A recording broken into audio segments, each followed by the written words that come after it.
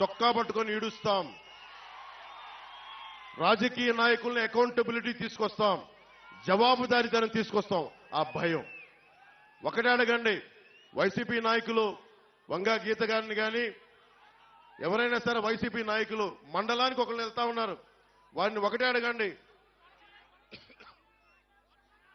సుద్దగడ్డ కొండ కాలువ ఈ ఆధునీకరణకి 170 కోట్ల రూపాయలు నిధులు విడుదల చేసినా ఎందుకు ఆపారని అడగండి.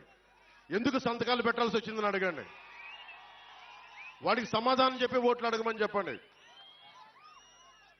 చేబ్రోలు పట్టు రైతుల కోసం ఏం చేశారని అడగండి.